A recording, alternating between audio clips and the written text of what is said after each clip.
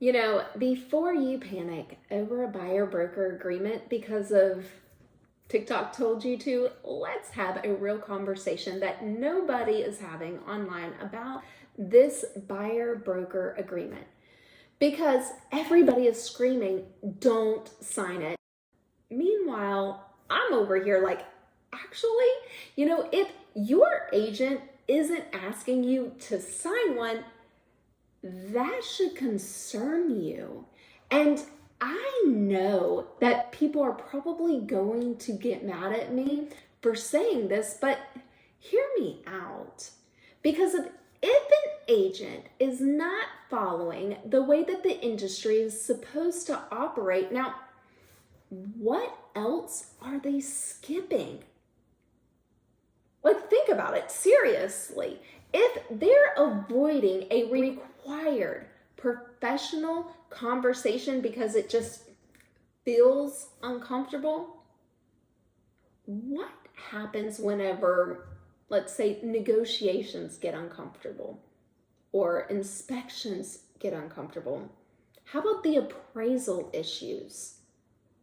Title issues, they pop up. And guys, don't let me get started on whenever the sellers start acting crazy. Because look, the job, it's all about the details in this industry. We talk about contracts, protections, communication, education. And if someone's first move is, oh, don't worry about that paperwork, that's not the flex that they think that it is. That's actually, I would say, a red flag, and a big one. And another red flag is if they just email you this agreement and say, hey, or they're texting it to you and they're like, hey, sign this. Excuse me? Absolutely not. No, ma'am. Because of how are you supposed to understand a legal agreement if nobody actually walks you through it? A professional should explain what the agreement means, what's negotiable, how compensation works, how long that this agreement lasts for, how the cancellation works. If if you wanted to cancel it, how does that work? Or what happens if things go wrong? They should probably explain how that this document needs to be signed and returned to them as well.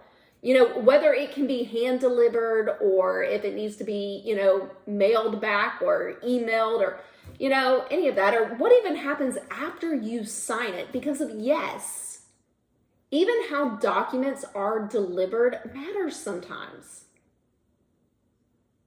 Look, if they're not explaining this contract, what are they gonna do during the purchase contract? Just throw 17 documents at you and say, good luck, bestie. No.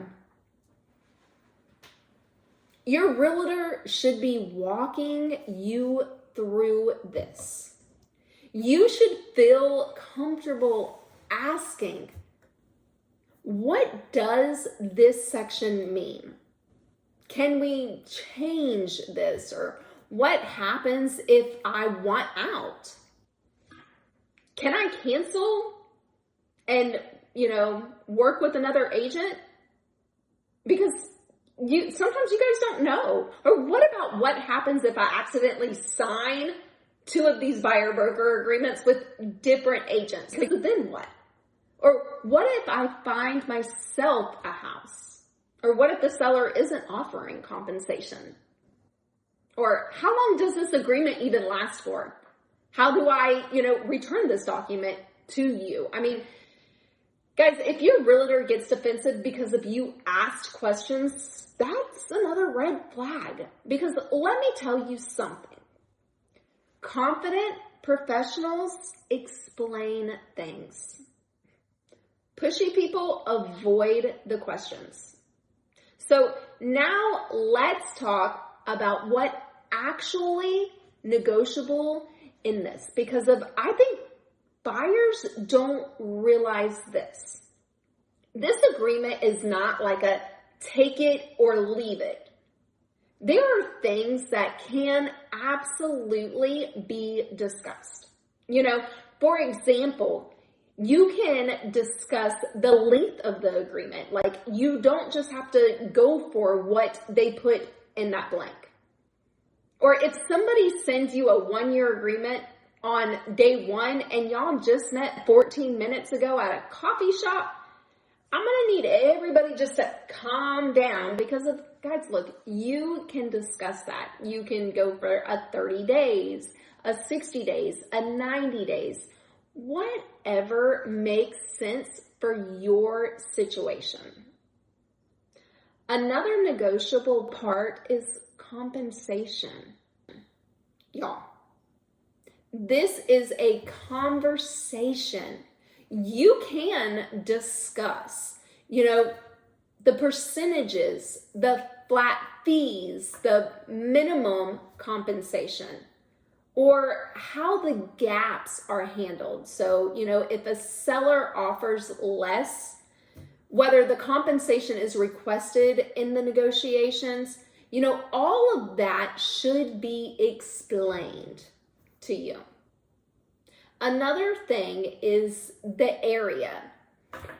Some agreements are specific to a county or a city or a type of property, like a single family residential, or it could even be a price range that you want, to put in that agreement. But you need to understand what your agreement covers.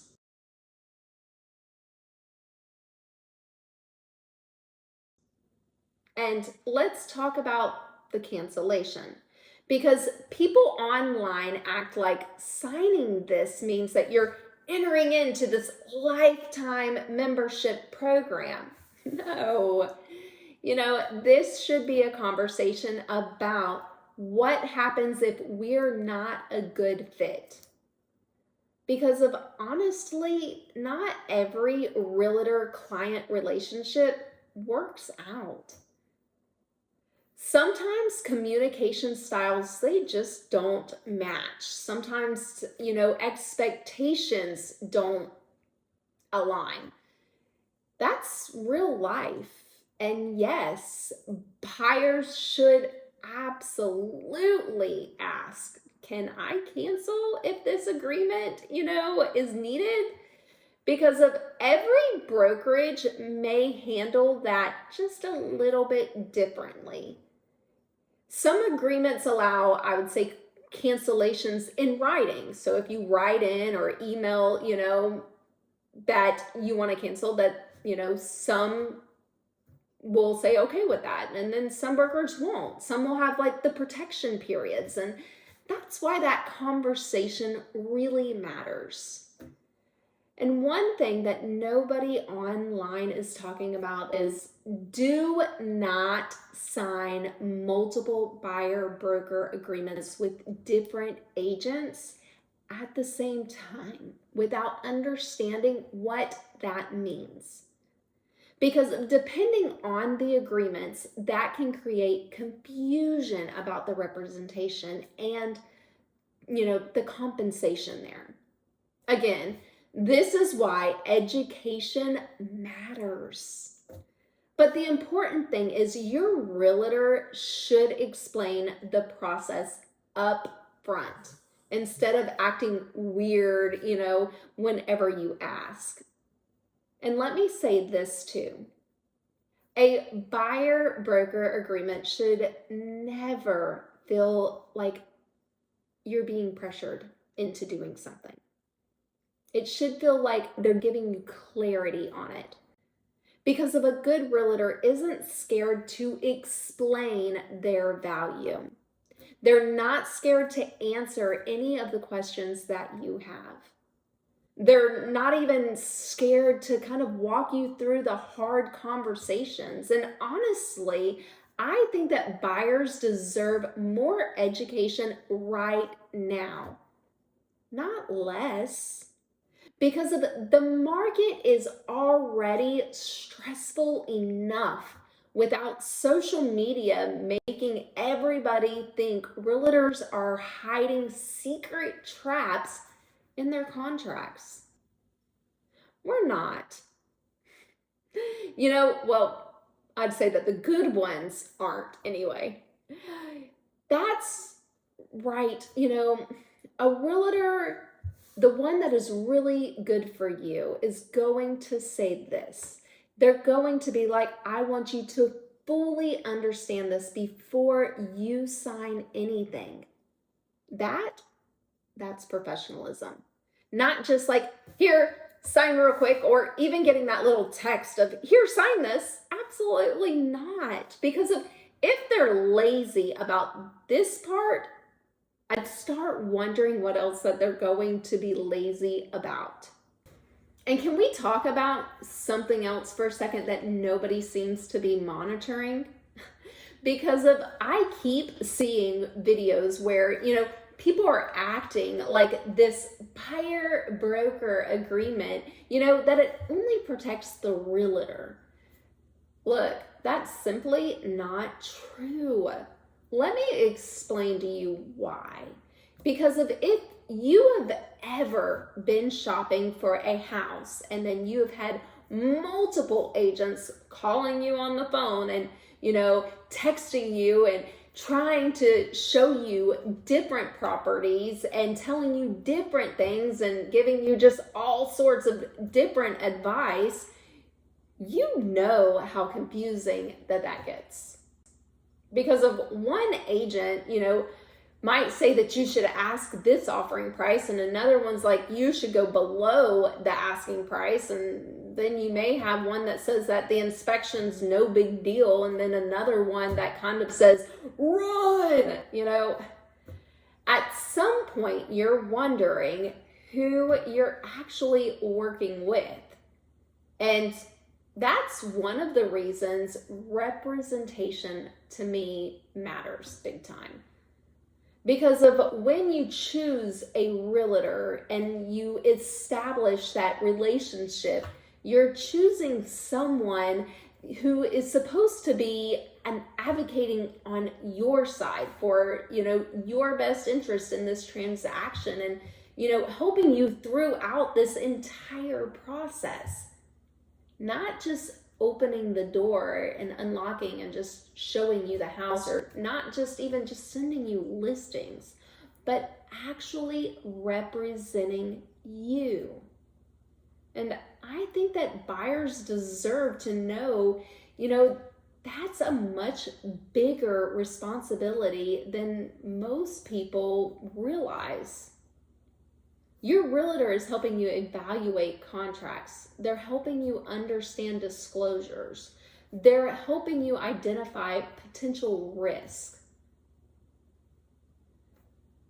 They could even be helping you negotiate repairs, or they're helping you navigate those deadlines that could literally impact your money. And if you miss something that is very important like that, it could have real consequences. So when people reduce a realtor's role to, they just show those houses, I kind of just laugh at that, because of, if all we did was unlock doors, Zillow could replace us tomorrow. The real value happens in the conversations, the strategy, the guidance, the negotiations that take place, even the problem solving, the protections. Some of those things you honestly, you don't even see, because most of them happen behind the scenes. Because if most buyers don't fully know what is going on, because of a good realtor makes it look really easy. Kind of like a pilot, you don't see everything that they're doing while you're sitting in the seat. You just know you got to where you needed to go safely. And here's another thing. Not every realtor is the right fit for every buyer. And that's okay, guys. I think buyers should absolutely interview realtors. Ask those questions. Compare communication styles. Find out how they work. Find out how available they are. Find out how that they explain contracts. Find out what happens when problems show up, because of trust shouldn't be earned, not assumed. And I think that is where social media has gotten this conversation kind of backwards, because of instead of asking, how do I find a great realtor, everybody's asking, how do I avoid signing anything? But those aren't, I'd say, the same conversations. The goal isn't avoiding paperwork. The goal is finding someone that you trust enough that makes that paperwork make sense. Because at the end of the day, this isn't really, about a buyer-broker agreement per se.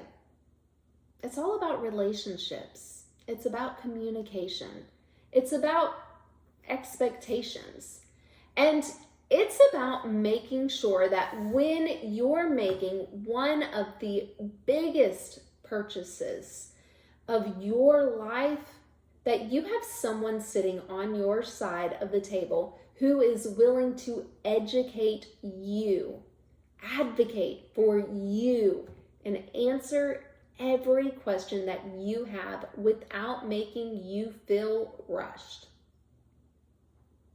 That's what buyers deserve. And honestly, that's the standard that I think every realtor should be held to. Guys, I'm Tanya Rivera with the Property Group 850. And if you like this, subscribe, heck, even join us for the next video.